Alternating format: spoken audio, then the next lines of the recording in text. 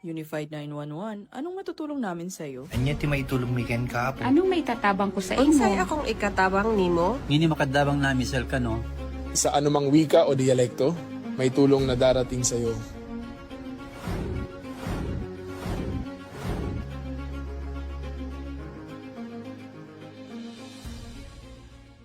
Lilingkod sa bawat Pilipino at magbibigay ng tamang impormasyon para sa tahimik at maayos na Pilipinas. Police News Network, alagad ng batas, tagapagtaguyod ng balitang pulis, sandigan ng mamamayan, patnubay ng katotohanan.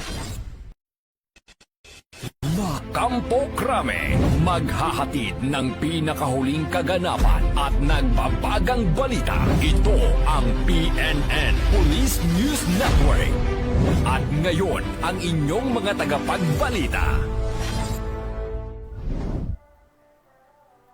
Magandang araw, bagong Pilipinas. Ako ang inyong alagadang batas, tagataguyod ng Balitang Pulis. Ako po si Patrolman Edwin Baris. Maghahatid sa inyo ng tamang balita, kwento ng pulis at serbisyo para sa mamamayan. At ito ang PNP News Online. Ang pangunahing balita ng Police News Network, alagadang batas, tagataguyod ng Balitang Pulis.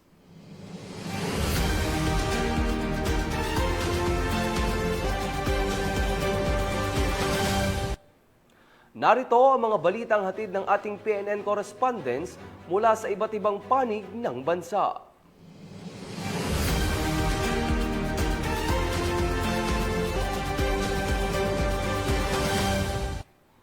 Magkapatid na nasunugan ng bahay sa Abulog, Cagayan, tinulungan ng Philippine National Police at mga membro ng advisory group. Ibabalita yan ni Patrolwoman Richelle Ledesma. Bilang tugon sa sinapit na trahedya ng magkapatid na sina James at Elpidio Bacau na nawalan ng tahanan matapos matupok ng apoy ang kanilang bahay noong ika-1 ng Nobyembre taong kasalukuyan, nagsagawa ng isang makabuluhang aktibidad ang kapulisan, katuwang ang Company Advisory Group upang maipadama ang diwa ng Pasko sa gitna ng kanilang pagsubok. Sa pangunguna ng kapulisan, sinurpresa ang magkapatid sa pamamagitan ng pamahagi ng pang Noche Buena upang magkaroon sila ng handa ngayong Pasko sa kabila ng hirap na kanilang pinagdaanan. Ang naturang tulong ay nagbula kina Mr. and Mrs. Jerome Pintukan, Dr. Rose Lily Tala at sa buong Company Advisory Group bilang patunay ng kanilang malasakit at patuloy na suporta sa mga nangangailangan. Kasama rin sa pag-abot ng tulong sina Ma'am Grace Mingling at Mrs. Marites Tasipit, katuwang ang kapulisan sa paghatid ng biyaya sa magkapatid. Lubos naman ang pasasalamat ni na James at Elpidio sa natanggap na tulong na nagsilbing pag-asa at lakas ng loob upang muling makabangon mula sa sinapit na trahedya. Ang aktibidad na ito ay patunay na patuloy na paninindigan ng 2nd Cagayan Provincial Mobile Force Company sa pamumuno ni Police Major Jefferson Dimukay, Acting Force Commander, sa pagiging kaagapay ng komunidad, hindi lamang sa pagpapanatili ng kapayapaan at kaayusan, kundi maging sa pagbibigay ng malasakit sa oras ng pangangailangan. Dito sa Police Regional Office 2, ako ang inyong Police News Network Correspondent, Patrolwoman Ledesma, alagad ng batas, tagataguyod ng Balitang Pulis. Maraming salamat, Patrolwoman Ledesma. Retirement Honors ni Police Brigadier General Ronald Gayo, ang Chief ng Firearms and Explosive Office, naging matagumpay sa Police Regional Office Cordillera Administrative Region. Magbabalita dyan si Police Master Sergeant Lenny Valerio. Binigyan pugay ng Police Regional Office Cordillera Administrative Region o PROCAR ang pagsasamikap at dedikasyon ni Police Brigadier General Ronald B. Gayo, Direktor ng Firearms Explosives Office o FEO, sa kanyang malugod na pagre-retiro mula sa Pambansang Pulisya ng Pilipinas o PNP pagkatapos ng mahigit 3 dekada ng natatanging serbisyo. Ang seremonya ng pagbibigay pugay sa pagre-retiro ay ginanap sa Masigasig Grandstand Camp Major Badudangwa, La Trinidad, Bengueto nitong hapon 22 ng September taong kasalukuyan. Ito ay dinaluhan ni Police Lieutenant General Edgar Alan O. Okubo, Deputy Chief ng PNP for Operations na nagsilbing presiding officer. Pinagsama-sama ng mahalagang kaganapan ito ang mga pangunahing opisyal at kinatawan mula sa iba't ibang unit ng PNP, Local Government Unit at Bureau of Customs kasama ang mga kaklase ni Police Brigadier General Gayo mula sa PNPA Patnubay Class of 1995, mga kabats mula sa elementarya at high school, mga kapamilya, kamag-anak, malalapit na kaibigan at iba pang tauhan ng PROCAR.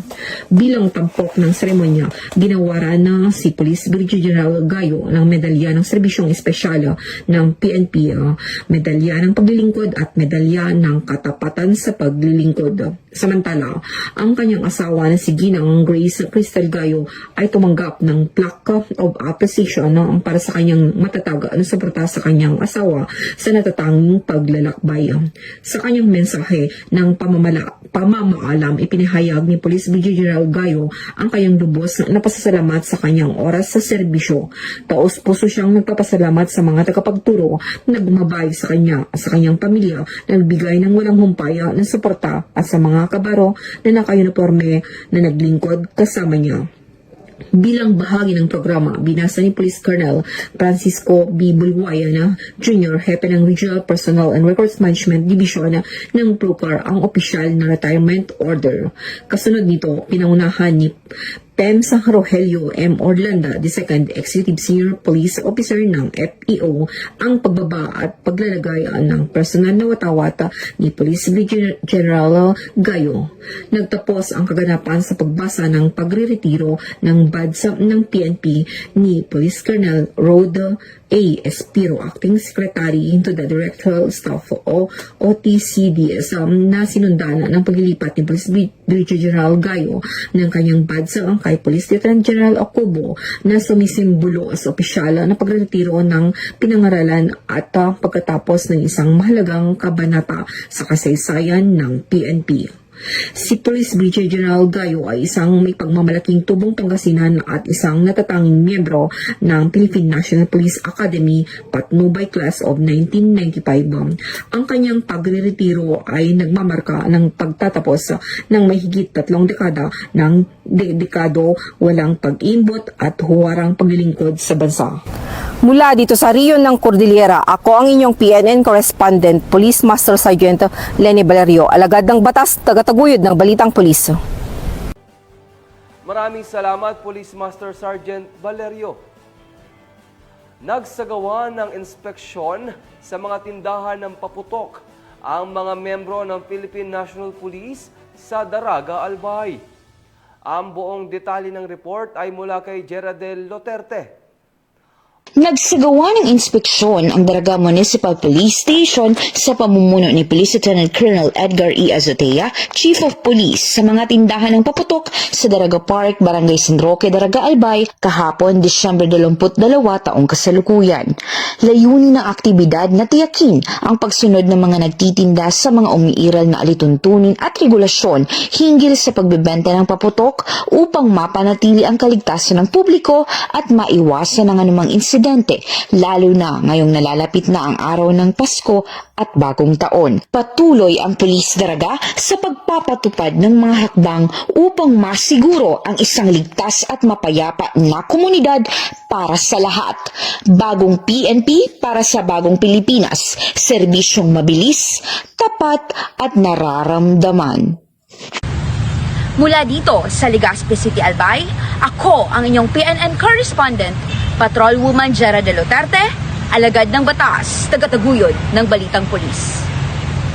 Nakiisa ang mga membro ng Guimaras Police Provincial Office sa pagdiriwang ng simbang gabi na ginanap sa St. Michael the Archangel Parish Church sa Guimaras. Yan ang tinutukan ni Patrolwoman Justin May Halyores.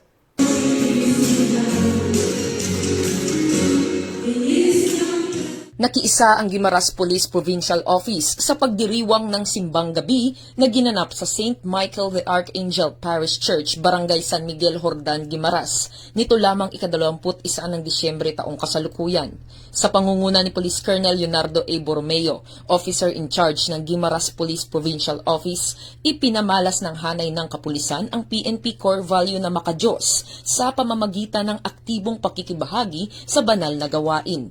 pinangunahan ni Reverend Father Renante Salabe, parish priest ng St. Michael the Archangel Parish Church, ang banal na misa na dinaluhan ng mga pangunahing opisyal ng Guimaras Police Provincial Office at National Support Units. Sa pamamagitan ng pagdalo sa simbang gabi, ipinakita ng mga kapulisan ang kanilang dedikasyon hindi lamang sa tungkulin ng pagpapatupad ng batas, kundi pati na rin sa pagpapaunlad ng kanilang moral at espiritual na aspeto.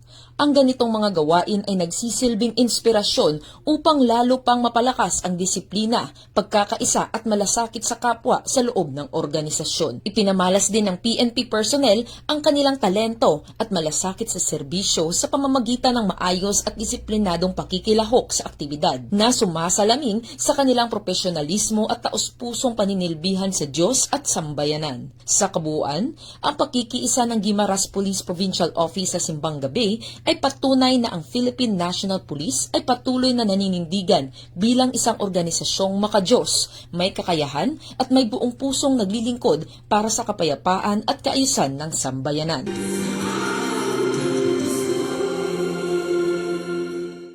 Mula rito sa Western Visayas, ako ang inyong PNN Correspondent Patrolwoman Justin May Halyores. Alagad ng batas, tagataguyod ng Balitang Pulis. Sa kulungan, ang bagsak ngayon ng isang high-value target at nakumpiska ang mahigit 400,000 piso na halaga ng iligal na droga sa isinagawang buy-bust operation ng mga tauhan ng Cebu City PNP. Patrolwoman Annalyn Canoog magbabalita. Hawak ng mga otoridad ang high-value individual na suspect matapos itong masakote at mahulihan ng 2.55 milyong halaga ng hinihinalang shabu sa isinagawang buy-bust operation ng Tagbilaran City PNP sa Puro 8 Barangay Buol, Tagbilaran City, Bohol noong ika-19 ng Disyembre taong kasalukuyan. Kinilala ni Police Lieutenant Colonel John Karin Escobar, Chief of Police ng Tagbilaran City Police Station, Bohol Police Provincial Office, ang high-value individual na suspect na si alias Joseph, 41 anyos na tubong barangay poblasyon, Maribuhok, Bohol. Magandang araw po sa lahat. The Tagbilaran City Police Station, under the leadership of yours truly, Police Lieutenant Colonel John Karin Oliveros Escobar. This successful operation reflects our unwavering commitment to protect the children, enforce the law, and maintain safe and peaceful environment. We thank the community for their continued support in Tagbilaran City Police Station. Thank you. Bandang alas 12:40 ng tanghali nang ikinasa ng operatiba ang buy-bust operation na nagresulta sa pagka-aresto ng suspect at pagkakulimbat ng 3 plastic sachet ng hinihinalang shabu na may timbang na 375 gramo at 2,550,000 pesos standard drug price, buy-bust money, sling bag at cellphone. Samantala, kasalukuyang nasa kustodiya ng Tagbilaran City Police Station ang suspect at mahaharap sa kasong paglabag sa Section 5 at 11 ng Republic Act 9165 o Comprehensive Dangerous Drugs Act of 2002. Magandang araw po. Ang operasyon nito ay bahagi ng patuloy na pagpapatupad ng batas laban sa illegal na droga. Patuloy ang pakipag-ugnayan ng Bohol PPO sa ilalim ng PRO7 sa komunidad upang mapanatili ang kapayapaan at kaayusan sa lalawigan. Ako po si Police Colonel Patricio C. Digay Jr., Provincial Director ng Bohol Police Provincial Office. Maraming salamat po. Ang matagumpay na operasyon ng Tagbilaran City Police Station ay patunay lamang ng kanilang dedikasyon upang matiyak ang kaligtasan at kaayusan ng ating komunidad para sa isang bagong Pilipinas. Mula dito sa Bohol Police Provincial Office, ako yung Police News Network Correspondent, Patrolwoman Nikia Cañedo, alagad ng batas, tagataguyod ng Balitang Pulis. Maraming salamat, Patrolwoman Canoog. Mahigit 4 na milyong piso na halaga ng smuggled na sigarilyo na kumpiska sa isinagawang checkpoint operation ng mga otoridad sa Zamboanga City. Patrolwoman Joyce Abiog sa report. Nasamsam ng mga otoridad ang malaking bulto na smuggled na sigarilyo matapos ang isang checkpoint operation sa Barangay Kabatangan, Zamboanga City. Ayon sa mga otoridad, bandang alas 12 ng hating gabi nang makatanggap ng impormasyon ang mga tauhan ng Regional Special Operation Group 9 mula sa isang confidential informant hinggil sa isang closed van na naglalaman umano ng smuggled items na dumaraan sa bypass road. Sa koordinasyon ng Bureau of Customs, Zamboanga City Police Station 7 at 904th RMFB 9, agad na nagsagawa ng checkpoint operation ang mga otoridad sa naturang lugar. Isang closed van na may plakang PNK 326 na minamaneho ni alias Nasif ang tumangging huminto at tumakas matapos hinga ng driver's license. Hinabol ng checkpoint team ang sasakyan sa loob ng humigit kumulang 200 meters hanggang sa ito ay maharang. Sa isinagawang verifikasyon, natuklasan ang 48 kahon ng United at Canon na sigarilyo na may tinatayang halaga na mahigit 4.3 milyon ayon sa Bureau of Customs. Nabigo ang driver na magpakita ng anumang kaukulang dokumento para sa mga sigarilyo. Patuloy pa ang investigasyon ng mga otoridad at ang mga nakumpiskan kontrabando ay isa sa ilalim sa wastong disposisyon ng Bureau of Customs, habang ang driver naman ay dadalhin sa Zamboanga City Police Station 7 para sa kaukulang proseso. Patuloy ang paalala ng kapulisan sa publiko na makipagtulungan sa mga otoridad upang mapigilan ang iligal na kalakalan at mapanatili ang kaayusan at seguridad sa komunidad. Mula rito sa Zamboanga Peninsula, ako ang inyong PNN correspondent, Patrolwoman Joy Sabyog, alagad ng batas, tagataguyod ng Balitang Pulis. Maraming salamat, Patrolwoman Abyog. At yan ang nakalap ng ating mga PNN correspondents mula Luzon, Visayas at Mindanao. At mga ka-PNN, 2 days na lang, Pasko na.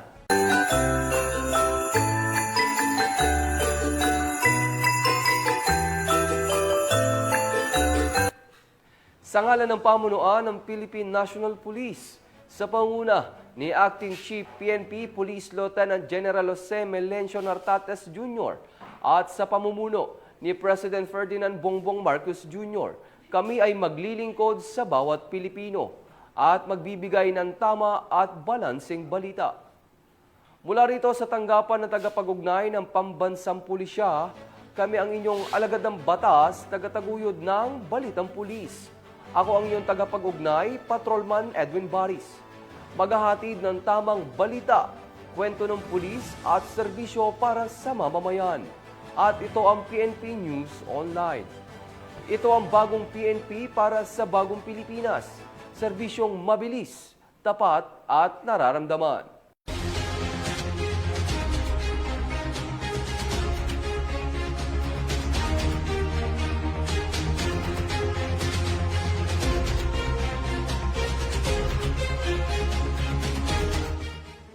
Police News Network, alagad ng batas, tagapagtaguyod ng Balitang Pulis.